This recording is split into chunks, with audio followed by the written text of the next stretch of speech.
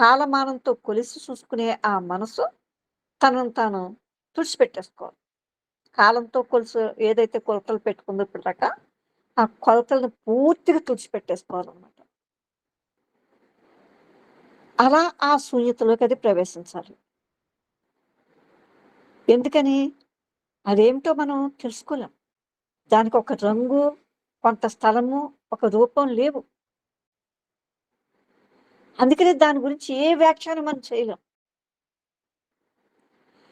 అందుకని ఇప్పుడు మనం చేయవలసిందల్లా చాలా తేలికని నాకనిపిస్తుంది. మనం చేయవలసిందల్లా ఏంటి? ఆ పాత దానిలో నుండి, ఆ పాతది ఎప్పుడైతే మన ముందుకొచ్చిందో దాన్ని చూస్తూ బయటకు దూకేయమంటున్నాడు. దాన్ని పట్టుకు వేలాడకు. పాతది దాని నీ ముందుకొచ్చినప్పుడు దాని నుంచి బయటకు దూకేయడం. అలా దూకుతున్నాననే సంగతి కూడా మీకు తెలీదు. ఎందుకంటే మీ ప్రజ్ఞ అలా ఉందనమాట. ఆయన అంటున్నాడు ఎందుకంటే, అప్పుడు మీకు మీరే ఒక పరమాద్భుతమైన స్థితిలో ఉన్నారు. నేను దూకేశాను అని కూడా మీరనరు. ఎంత అద్భుతంగా ఉందో చూడండి.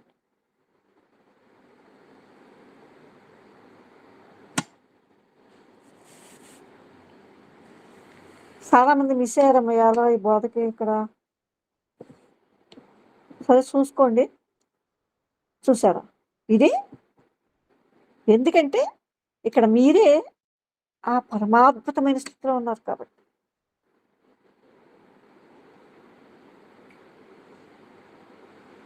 అలాగే మనం చెప్పుకున్నాం ఇవాళ శాస్త్రబద్ధిత మానసము, మతాత్మక మానసం అని చెప్పుకున్నాం గదా! ఈ ఈ శాస్త్రబద్ధ మానసం లేదా మతాత్మక మానసం అనే ఆ సమస్యను అతడు తన చేతితో పట్టి ఉంచాడు. ఇంకా అలాగే అతడి మనసు జాగృతమై ఉందన్నమాట. అంటే జాగృతం అవడం అంటే ఆ నవ్య మానసపు అగోచరమైన చూసారా? కనిపించకుండా సూచనలు వింటున్నాడు. ఆ నవ్య మానసపు అగోచరమైన కనిపించని సూచనలు అతను వినగలుగుతున్నాడు. ఇంత శక్తి కూడా మనకుందండి. మనం దేనికి అలాగా తగలబెట్టుకుంటున్నామో మనకే అర్థం అవ్వట్లేదు. ఎక్కడున్న భయాలు అక్కడే ఉన్నాయి. ఎక్కడున్న ఘర్షణలు అక్కడే ఉన్నాయి. ఎక్కడ దుఃఖాలు అక్కడే ఉన్నాయి. ఏంటిది అసల? మనకేం చేసుకుంటున్నాం అసలు?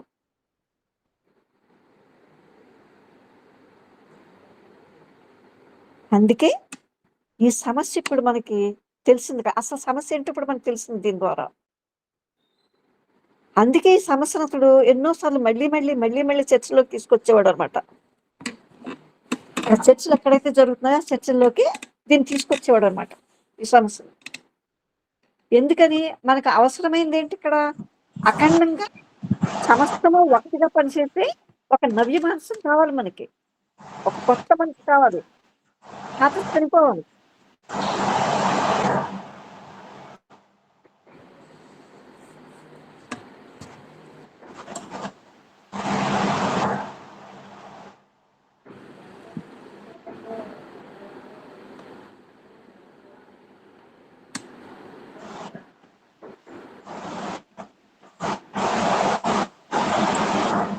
మనకి అవసరమైంది ఏమిటి అనుకున్నప్పుడు అఖండంగా ఎక్కడ ముక్కవ్వకుండా సమస్తము ఒక్కటిగా పనిచేసే ఒక నవ్య మానసం కావాలి మనకిప్పుడు. వైజ్ఞానిక మానసం దిశానిర్దేశితం అంటే మతాత్మక మానసం ఒక దిశ అనేది లేకుండా ఉంటుందన్నమాట. వైజ్ఞానిక మానసమేమో ఈ దిశగా వెళ్ళాలని చూపిస్తుంది.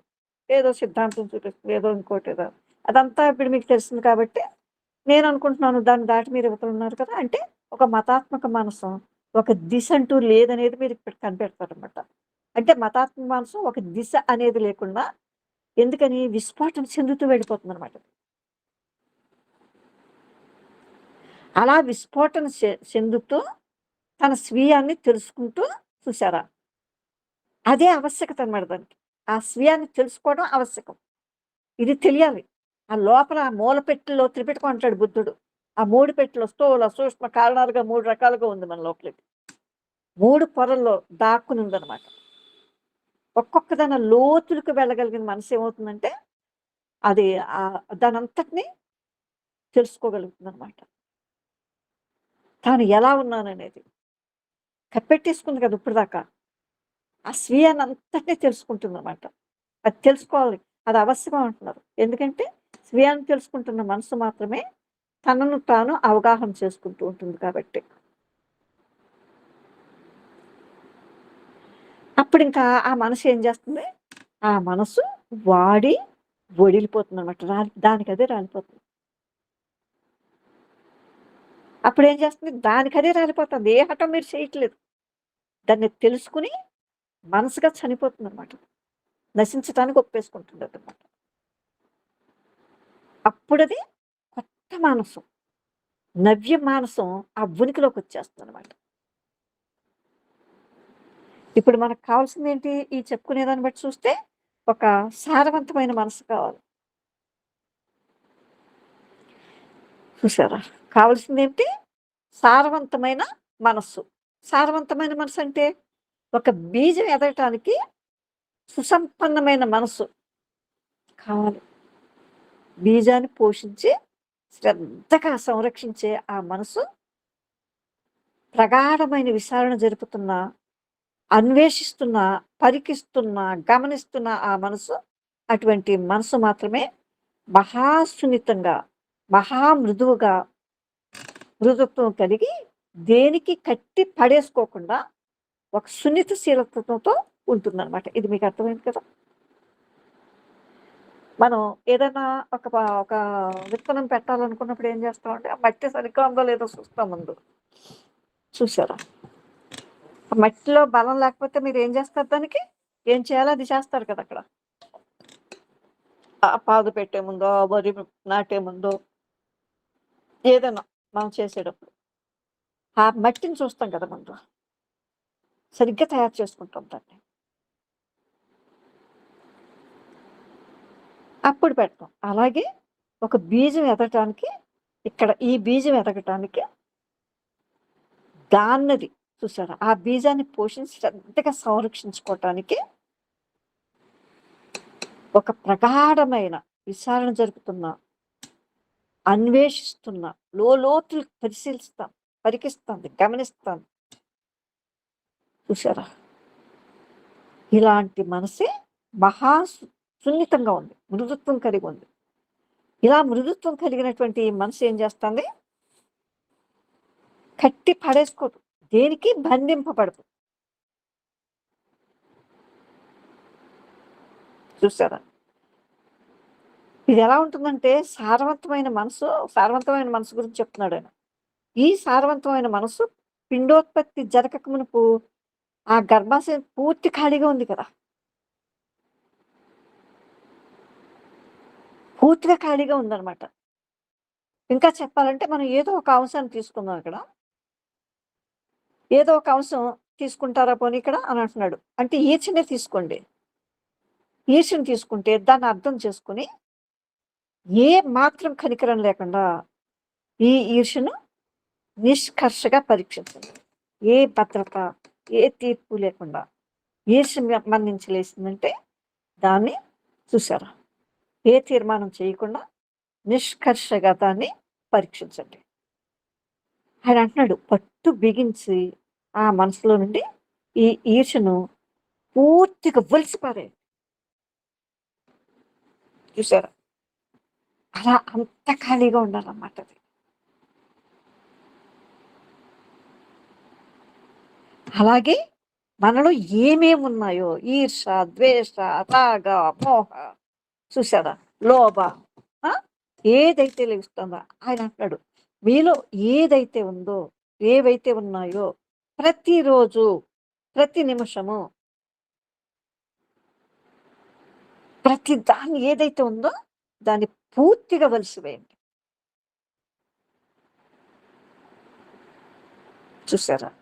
ఏవైతే మీ ముందుకొస్తున్నాయో ప్రతి నిమిషము లెక్కించుకుంటూ, చూస్తూ వాటిని ఒలిసి పడేయండి. అప్పుడే ఈ మహాదారుణమైన ఈర్ష్యను నిరంకుశంగా ఛేదించి వేయగలుగుతారు మీరు. ఇంకా అది మీ లోపల ఉండదనమాట. ఖాళీ అయిపోతుందనమాట. ఒక్క ఈర్ష్య కుప్ప కూలిపోతే మొత్తం అన్నీ ఇంక దానికి సంబంధించిన అన్నీ కూడా కాలిపోతాయనమాట. ఇప్పుడు మీకు అర్థమవుతుందా? ఇంతకంటే ఏం చెప్తారు వాళ్ళు మనకి? ఇది మన పనే కదా! అతడి మాటలు అగ్నిశిఖల్లా ఎక్కడికో చొచ్చుకుపోతున్నాయి. ఆ అంతరంగంలోని ఆ చీకటి నీడలను హరించి వేస్తున్నాయండి అక్కడ కూర్చున్న వాళ్ళందరికీ కూడా. ఆయన అంటున్నాడు, మన మనసు మహా విశాలమైంది. మన మనసు మహా విశాలమైంది. అది విశ్వంలో అది ఒక చిన్న బిందువేమీ కాదు. చూసారా? ఈ మనసే మహావిశ్వం.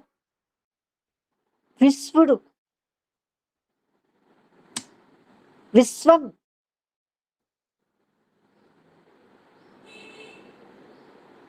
అంటే ఈ మహావిశ్వాన్ని శోధించాలంటే కని, విని ఎరగనంత శక్తి కావాలి కదా! అంటే ఎంత శక్తి కావాలో చూడండి. ప్రతి దానికి కుంగిపోతూ, దిక్కిస్తూ, భయపడుతూ, బాధపడుతూ ఉన్నప్పుడు ఈ శక్తిని పూర్తిగా కోల్పోతున్నాం మనం.